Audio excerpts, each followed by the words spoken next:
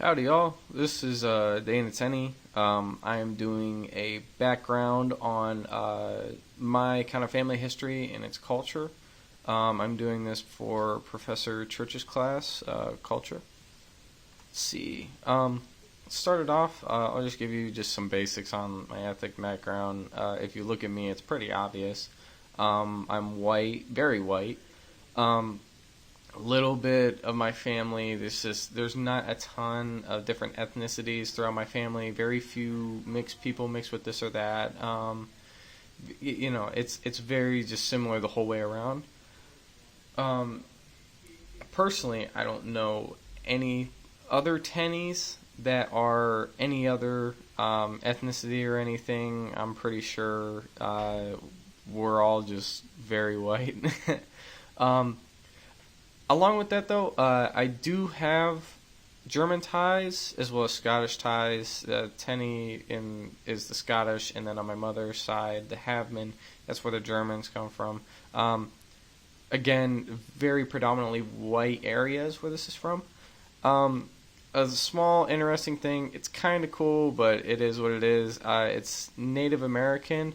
Um, Somewhere throughout the line, my family actually had relations with Blackfoot Indians, and those that particular tribe resided around the Great Lakes before they were pushed out. So it's pretty cool, but at the same time, there's a lot of Caucasian people who have ties that way, so it's not that unique. Um, as for the region where my people come from, in places like that, the Tenny side of it, they're actually Scottish. Um, we were first kind of found in Scotland. We actually go back to 1066 AD. We were a well-known family, and this is kind of when the surname really first came along. We were recognized in the city of Lancashire. I believe I'm saying that right. But this is where a majority of the family was held. This is like where a predominant, even the branches of us and stuff. This is where we kind of stayed. The Tennies actually used to be a part of a great ancient warrior group known as the Picts. It means Latin for painted. These guys were named that way by the Roman Empire when they tried to fight them because they were painted up and they were a fearsome warrior group who dated all the way back to the 15th century BC. Later in the early AD period, I believe it was about 700, after denying the Roman Empire access to joining it, finally, out of nowhere, the Picts, my old family just went nuts. They began their conquest of the Roman Empire, and soon Rome and the western half of the empire was just gone. We took down everything that, was there, everything that Julius Caesar built, Augustus, all those guys, we took that away. Obviously, Constantinople still stood, but that later turned into the Byzantines and then the Ottomans after that. A little bit more on that area. Tennies,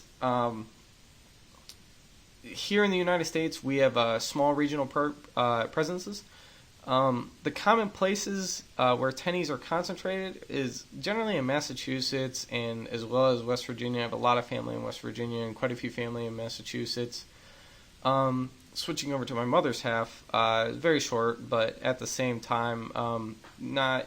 There's a fair amount of history on them, but they're not as, I guess, well documented as the tennies are. But the Havman family was based out of Germany. Surname came out of the German state of Silesia, which is apparently is a very beautiful, and actually the Havmans were a very, very well recognized at the time. The name derived from Hof, which actually meant farm, and man, which meant, well, men.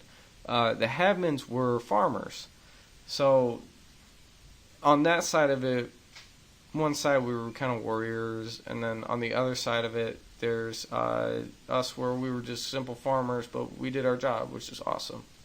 As for my racial background, bringing it more to like current times, I came from, well, I grew up in a town called Louisville, Ohio, which is in Stark County.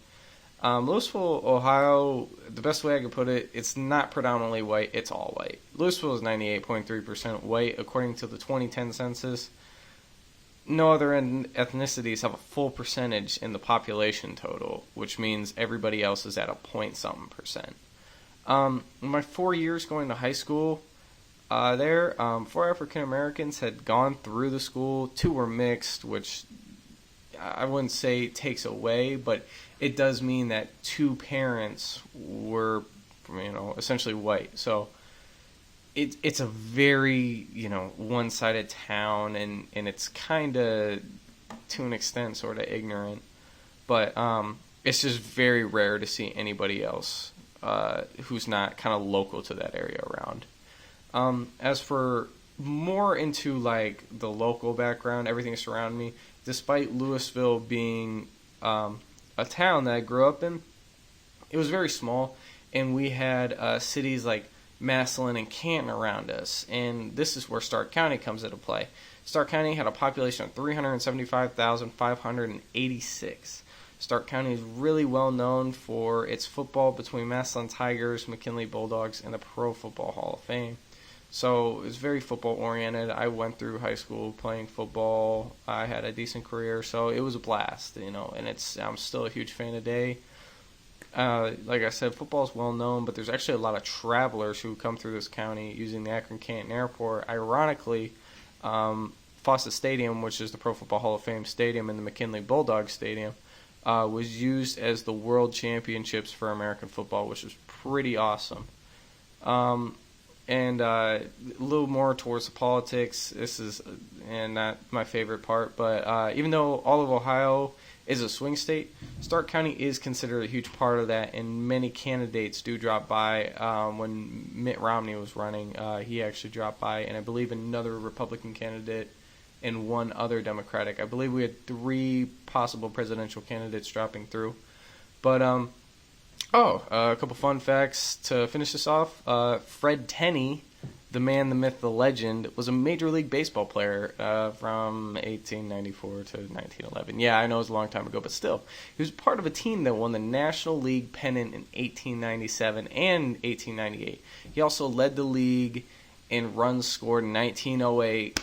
Talk about an athlete. And he also fought in the Civil War. So I got some athletes in my family, got some warriors down the line, got somebody farming, so it's pretty awesome. But thank you guys very much for the time, and have a nice day.